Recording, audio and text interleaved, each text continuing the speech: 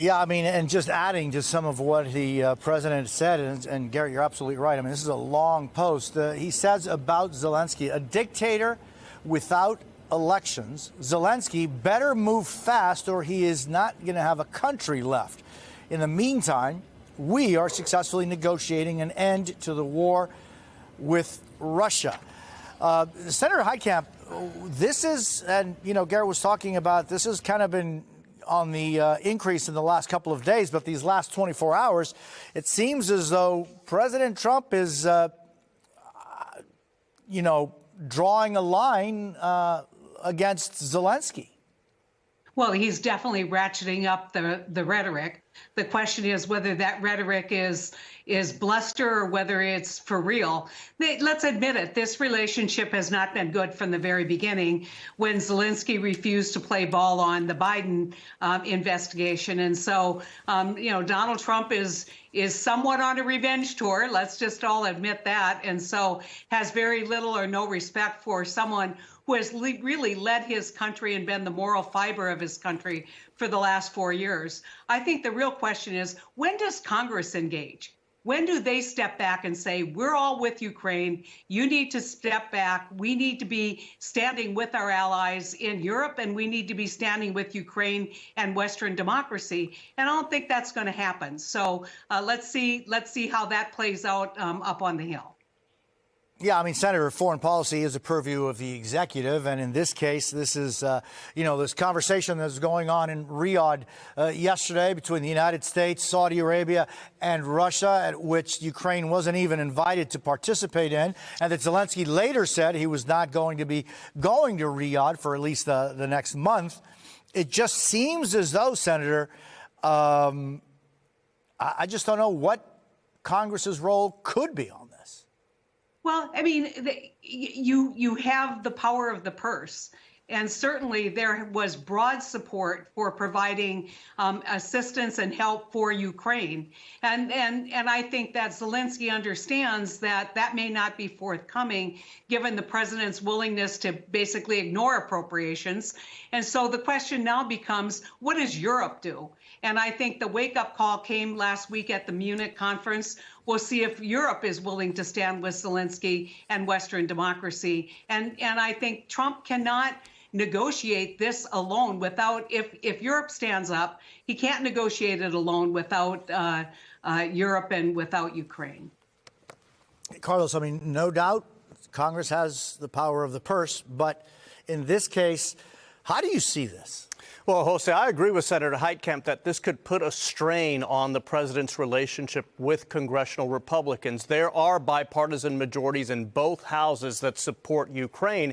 And while certainly the executive conducts foreign policy, Congress funds it. And in the Senate, 4 Republicans get together and they have leverage. In the House, 2 Republicans can get together right now, and they have leverage. The president has a very aggressive, ambitious agenda for the Republican Congress. So some of these members can stand up and say, hold on a second, if we're going to do all of this, we need your cooperation here. We want you to be perhaps a little more supportive of Ukraine. Of course, the great irony in what you read, Jose, is that the dictator in all of this is Vladimir Putin, who hasn't held legitimate elections in a very long time. Yeah, and I'm just, going forward to the senator's point, Carlos, where the responsibility of Congress, and we just established that, but then Europe, which is, I guess, looks like it's being sidelined every day. This conference that they had in Paris, it really didn't get to much.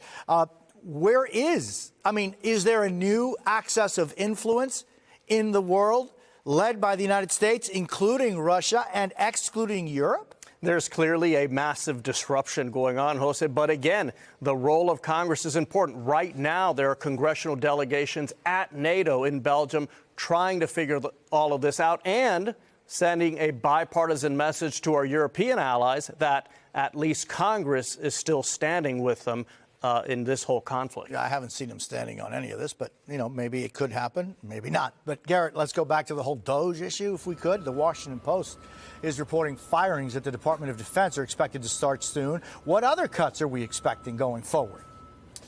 Well, Jose, the president and Elon Musk have both teased the idea that they need to get under the hood at the Pentagon over the last several weeks. That's where the bulk of what's called discretionary federal spending takes place, essentially everything that's not already locked up in entitlements or interest rates on debt. About 14% overall of federal spending is at the Pentagon. We could continue to see other staff cuts there, although obviously the majority of Pentagon employees are uniformed folks, not civilians. You can't go around firing master sergeants the same way you could lay off probationary staffers at other agencies. But there are certainly contracts that could potentially be canceled at the Pentagon. Elon Musk, for example, has been a huge critic of manned fighter jets, something that Congress and the Pentagon have spent an enormous amount of money on in the past. So I suspect we'll start to hear more rumblings of DOJ staffers inside the Pentagon.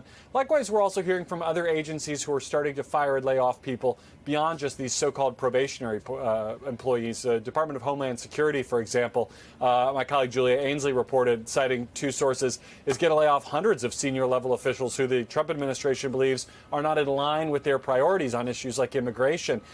So expect to see these firings continue for the short term here, especially after this federal district court judge ruled yesterday that the DOJ, or at least the federal government, has the authority to continue making these cuts for now.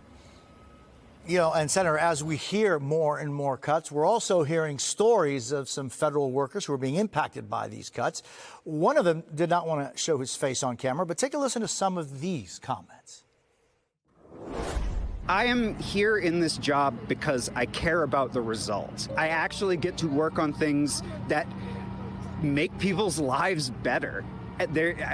That's a dream come true for me. My supervisor had sent me a text message saying that she was CC'd on the email from the upper administration that said I had been terminated. I loved, having discussions about the value of these places. We don't have any skin in this game other than public service. Our nation's wildfire response system transcends politics because wildfire transcends politics.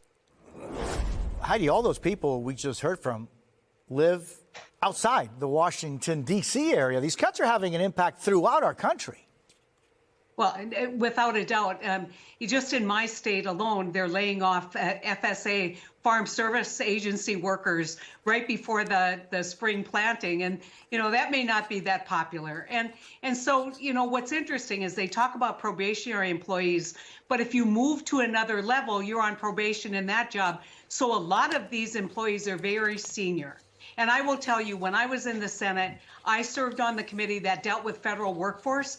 Guess what we were worried about? The quality of the federal workforce and whether we could recruit great federal workers. What do you think is happening right now for any young person who is looking at this, who may have skills that we desperately need in public service? It really is the decimation of the reputation of public service, and that's going to have ramifications long beyond this administration. Carlos, the radical transformation of the federal government was one of the key components of then candidate Trump during the whole campaign. How is the implementation of that promise being seen throughout the country? Well, Jose, I think politically, the White House still has a lot of public support for what they're doing. This idea of shaking up the federal bureaucracy, the idea that the federal bureaucracy is bloated and inefficient, that has really taken root in our country, and in part with good reason. Sometimes people get frustrated dealing with the federal government. We've seen plenty examples of inefficiency, of waste, fraud, and abuse. So I think for now, the president still has the public behind him on this front. What could change it? The human stories. I mean, you watch those stories and they really do touch your heart. And then if something breaks, right? Let's say something happens at the FAA, food inspections, our nuclear program. There are federal employees that are being fired who work on these issues. So if something happens to break, then that could blunt the administration's momentum. But for now, I really do think the public is behind this idea of transforming the federal government. And Garrett, just last night, Elon Musk was asked about potential conflicts of interest in this new role. Take a listen to what he had to say. I mean, I haven't asked the president for anything ever. And if it comes up, how will you handle it? Well, he won't be involved. Yeah, I'll recuse myself if it is. If there's a conflict, he won't be involved. Yeah, I mean, I wouldn't want that, and he won't want it. So Garrett, Musk says that he'll recuse himself if there's a conflict of interest. But with the responsibility falling on the president, how do we know if there was ever a conflict of interest? We don't, Jose, and this is the problem here. I mean, this is a system entirely based on the honor system between these two men, the way they've described it, that Musk would come to the president or that the president would disqualify Musk on anything where there's a conflict of interest. And I think we can already, reasonably assume that there are conflicts, at least in the spaces in which he's operating. SpaceX, for example, his rocket company, has enormous contracts with the Pentagon, with NASA, with the federal government. His automobile company, Tesla, works with the Department of Transportation, is subject to, various lawsuits and regulations. I mean, he has enormous amounts of business in front of the federal government, and I think it's just a question of how he defines a conflict is essentially what we're waiting on for him or President Trump to tell us that there was one. There is no transparency in that regard beyond what they choose to offer when it comes to conflicts of interest. And Carlos, if these cuts continue, I mean, do you think there, and you kind of mentioned it, but if these cuts continue, do you think there will be a line in the American public's perception of cost-benefit analysis going towards cost? Yeah, look, at some point, any effort like this can go too far, and that's really when the public starts pushing back. Again, the human stories matter. I think people want to see these federal workers treated fairly, and also, the goals and the tasks of the federal government are important. I mean, there's the nuclear arsenal there. I mean, the federal government does so many things to keep us safe and to keep the country running every day that if there's a breakdown and they can point to this DOGE effort as being responsible for it, that could really have a negative effect. I thank you so very much, Carlos Curbelo, Heidi Heitkamp, and Garrett Haake. Thank you very much for being with us this morning.